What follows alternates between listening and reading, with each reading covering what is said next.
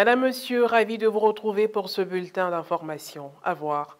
L'école primaire catholique Agnifi Saint-Jean 23 d'Agny-Bilégros a 60 ans d'existence.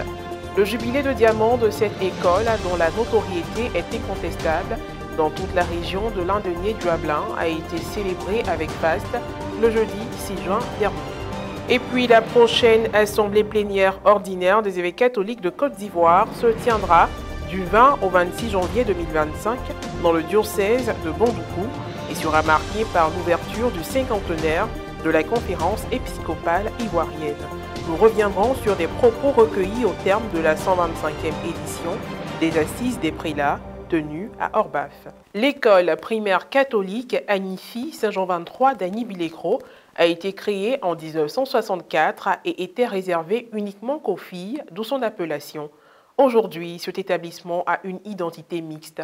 Le jeudi 6 juin dernier, la célébration de son jubilé de diamant a été marquée entre autres par une parade dans la ville, une remise de récompenses et des prestations artistiques.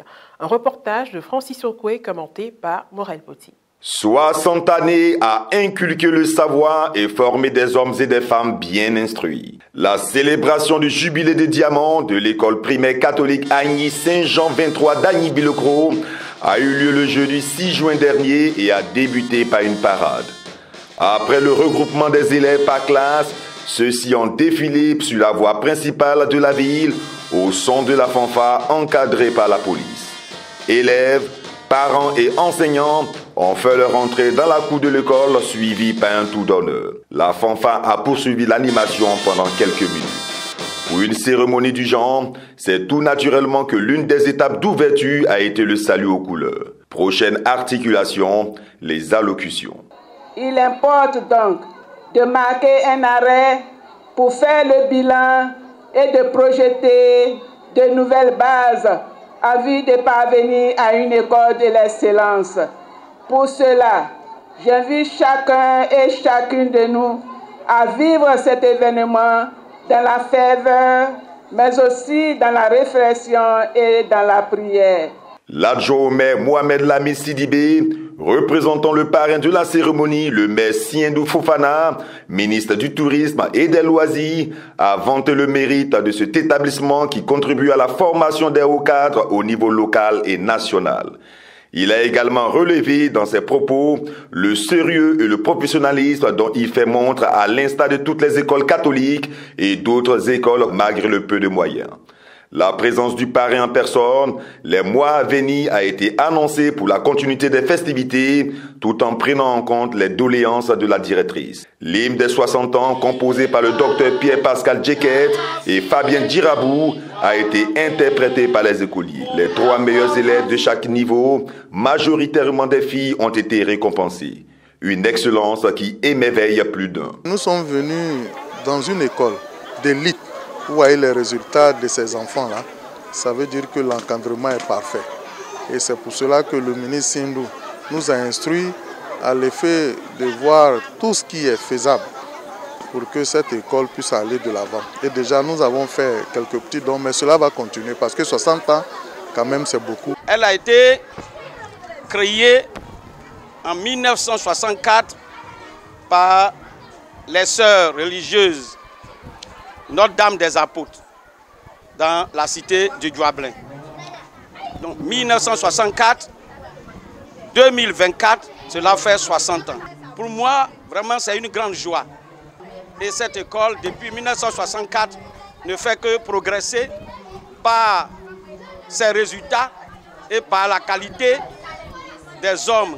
J'ai lu et j'ai écrit et j'ai appris à travailler et ils m'ont aidé à réfléchir et j'ai été premier dans la composition. Une célébration marquée également par son aspect divertissant.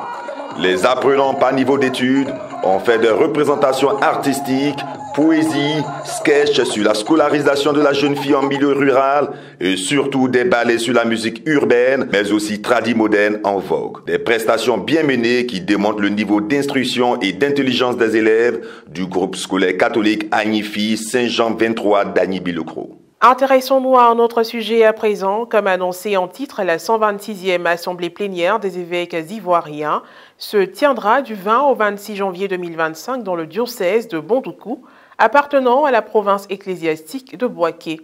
En attendant, revenons sur des propos recueillis auprès des forces vives du village d'Orbaf qui ont contribué à rendre agréables les récentes assises épiscopales. Reporter d'images à Pierre Richemont, commentaire Morel Poti. Les rideaux sont tombés sur la 125e Assemblée plénière des évêques catholiques de Côte d'Ivoire qui avait pris ses quartiers dans le village d'Orbaf, dans le diocèse de Yopougon. Des assises qui doivent leur réussite à l'implication des populations dans leur diversité, représentée ici par le chef du village. L'ensemble du village de Orbaf a commencé à s'organiser. De telle sorte que nous les avons attendus jusqu'à ce qu'ils arrivent le 27 du mois de mai, jusqu'à ce que ce soit aujourd'hui la clôture. Et vraiment, aucun de ceux qui sont au village ne peut dire qu'ils ne sont pas satisfaits. Tout le monde est heureux, surtout qu'ils ont prié et c'est pour nous comme si c'était Dieu qui était descendu à Orbaf. Quelle joie pour nous. Un comité d'organisation au sein duquel religieux et laïcs ont conjugué les efforts. Et quand on compte en Dieu, avec l'appui du Saint-Esprit, on peut y arriver. Donc il fallait s'organiser avec les autres fils du village, en liaison avec les responsables du diocèse.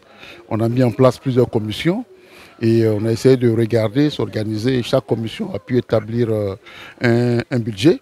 Mais la première satisfaction, ça a été beaucoup plus l'hébergement des évêques, de tous leurs collaborateurs, y compris les chauffeurs. Et c'était ça le premier challenge. Il fallait aussi s'assurer que les gens étaient pris en charge convenablement. C'est ce que nous avons essayé de faire. Notre objectif, c'était de faire en sorte de rendre le séjour vraiment agréable. Des personnes de bonne volonté et généreuses qui ont durant 7 jours mis leur résidence personnelle gracieusement à la disposition des évêques. C'est la première fois que je reçois des hommes de Dieu qui viennent rester chez moi pendant toute une semaine. Il faut s'en occuper, il faut les nourrir, il faut être proche, il faut voir un peu ce qui va pas. Il m'arrivait même de temps en temps de me lever à 2 h du matin pour voir si tout fonctionne bien. Donc pour moi, au niveau des impressions, c'est vraiment un grand moment que j'ai passé. Je connais l'évêque qui est du village, mais je ne connais pas la totalité de ces évêques. Ils m'ont appelé dans un salon qui leur est dédié parce qu'ils voulaient faire ma connaissance. Je suis allé à leur rencontre et pendant près de 2 minutes, ils ont applaudi. Voilà, ils ont applaudi. Je suis resté bouche bée devant eux. Ils m'ont remercié et pour terminer, ils ont prié pour moi. Vous voyez ? Ça, c'est plus que l'argent qu'on a pu sortir pour faire quoi que ce soit. Au départ, on s'imagine, bon, ce sont les évêques, on les approche rarement parce qu'on a du mal à les rencontrer. Mais ici, on s'est retrouvés tous ensemble, on les voit passer le matin, l'après-midi. Je me sens un peu soulagé parce que c'est pour le village. Il faut qu'on dise que le village a réussi. Et tous ensemble, nous avons réussi. Ce n'était pas facile, il faut pouvoir satisfaire toutes les préoccupations qu'il y avait et tout le monde a été satisfait. Et c'est pareil pour tout le village aussi est entièrement satisfait. Et aujourd'hui, nous pouvons souffler mieux parce que nous les avons vus partir tous heureux. La prochaine assemblée plénière ordinaire se tiendra du 20 au 26 janvier 2025 dans le diocèse de Bondoukou, appartenant à la province ecclésiastique de Bouaké. Elle marquera l'ouverture du 50e de la conférence épiscopale ivoirienne, cet organe de collégialité pastorale affective et effective des évêques catholiques de Côte d'Ivoire, créé en 1965. Pour son Excellence, Monseigneur Jean-Salomon Lesoutier, évêque du diocèse de Yopougon, ce jubilé doit être placé sous le signe de la formation. Un peu de formation, parce qu'aujourd'hui, quand on dit curé, on ne sait même pas de quoi il s'agit. Curé, vicaire, paroisse, diocèse, vicaire forain, etc. Donc nous allons saisir cette petite occasion pour ouvrir les yeux de nos diocésains et paroissiens sur un certain vocabulaire usuel.